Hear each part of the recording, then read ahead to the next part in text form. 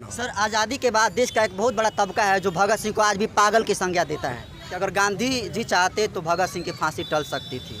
ये कहानियाँ हजार होती हैं। इस पर आपके क्या राय है सर? भगत सिंह का बलिदान महान है, हिमालय से भी ऊंचा, उसका मुकाबला कोई नहीं कर सकता।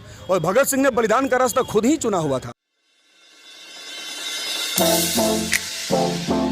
क्रांति का अलग जगाने वाले और सबसे कम उम्र में शहीद हो जाने वाले शहीद-ए-आजम कहे जाने वाले आज शहीद भगत सिंह का जन्मदिन है। और आज आरवाईए के संगठन के माध्यम से आज धरना और रैली प्रदर्शन निकला है और मार्च निकला है। सर, आज इस रैली मार्च के द्वारा सर आप क्या दिखाना चाहते हैं, क्या उद्देश्य है? अरे दिखाना कुछ नहीं चाहते हैं, ये कोई शक्ति प्रदर्शन नहीं है। शहीद-ए-आजम भगत सिंह का जन्मदिन है। आपको मालूम है कि भगत सिंह सरीखे कई सारे आज़ादी के दीवानों ने भारत के सरजमी के आज़ादी के लिए अंग्रेज़ों के अंग्रेजियत से मुक्ति के लिए शहादतें दी थी।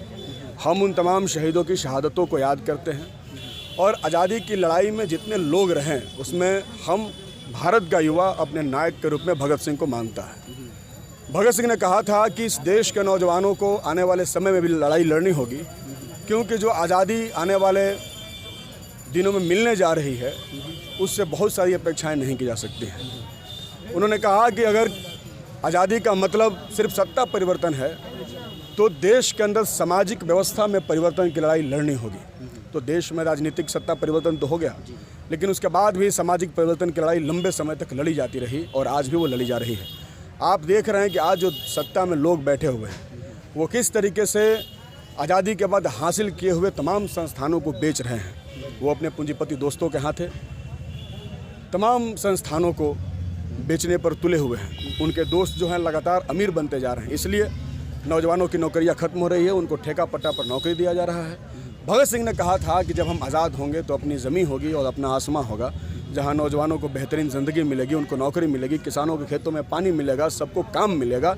लेकिन अभी ऐसा देखने को नहीं मिल रहा है, बल्कि कुछ ही लोग सत्ता का लाभ उठा करके अरबपति बनते जा रहे हैं और बड़ी संख्या में लोग गरीबी रेखा से नीचे जा रहे हैं। इसलिए हमारी लड़ाई है कि आज भी आपको कहीं ना कहीं ये लग रहा है कि भगत सिंह का सपना अभी साकार नहीं हो पा रहा है। ये कह रहे हैं कि आज भी भगत सिंह का सपना अधूरा है और उसको पूरा करने के लिए देश के नौजवानों को एकजुट होकर लड़ाई लड़ना। सर, मार्च के दौरान आप फांसीवाद मुर्दाबाद के नारे लगा रहे थे। आज के परिप्रेक्ष्य में फांसीवाद का मुर्दाबाद लगाना कहाँ तक, इसके किस परिप्रेक्ष्य में आप बोल रहे हैं? आज ही तो फांसीवाद है, सिर्फ फांसीवाद नहीं है, सांप्रदायिक फांसीवाद है।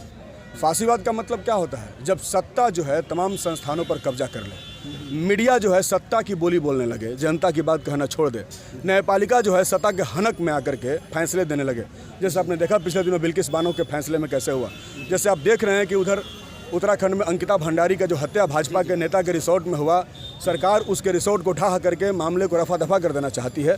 तो सत्ता के तमाम संस्थानों पर जब सरकारें कब्जा कर लें और उनकी स्वतंत्रता खत्म कर दिया जाए तो उसको फांसीवाद कहते हैं। और जब इसका इस्तेमाल करके वो सांप्रदायिक तरीके से जनता को बांटने लगे हिंदू और मुसलमान में, तो इसको सांप्रदायिक फांसीवाद कहते हैं। तो अभी जो सरकार है वो सांप्रदायिक फांसीवाद हो गई है। ये फांसीवाद से भी ज़्यादा खतरनाक है। इसलिए हम नारा लगा रहे हैं कि सांप्रदायिक फांसीवाद बर्बाद हो और देश में जनतंत्र की स्थापना हो। सर, आज़ादी के बाद देश का एक बहुत बड़ा तबका है जो भगत सिंह को आज भी पागल की संज्ञा देता है।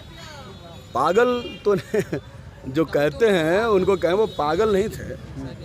उनके बारे में पढ़िए, हाँ उनके बारे में पढ़िए, उन्होंने लिखा है बहुत सारा लेख।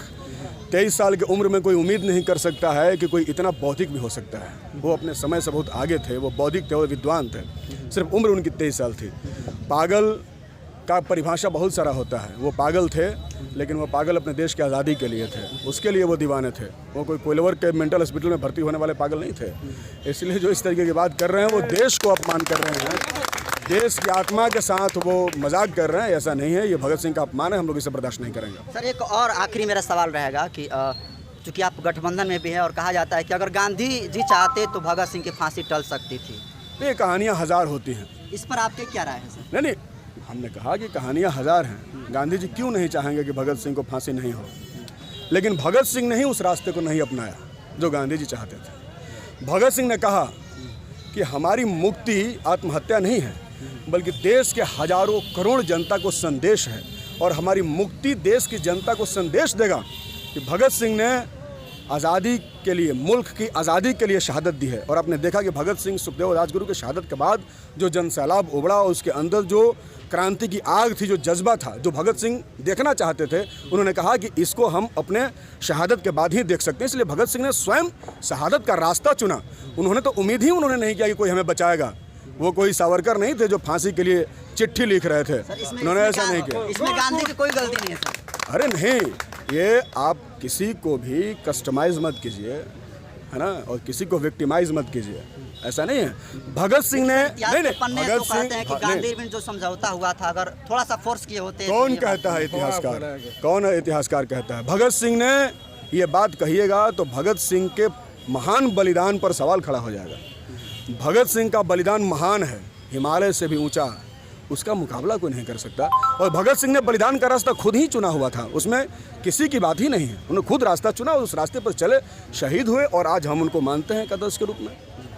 तो ये इस वक्त सबसे क्या कहेंगे सर? अभी आप यहाँ पे आए, यहाँ की गंदगी को आपके सुगंध आ रही होगी, तो क्या कहेंगे इस कचरे के बारे में और इधर का दीवार जो टूट गया है? नहीं तो नगर परिषद की असफलता है, जिला प्रशासन की भी असफलता है, इसको ठीक करना चाहिए। हम लोग उनसे बात करेंगे और भगत सिंह का स्मारक और कैसे बेहतर बनाया जा सके, इसके लिए हम इसको कुछ दिन पहले हमने यहाँ पर रिपोर्टिंग किया था, तो बहुत सारे लोग सपोर्ट किए थे, लेकिन अभी तक इसका कोई उपाय नहीं निकला।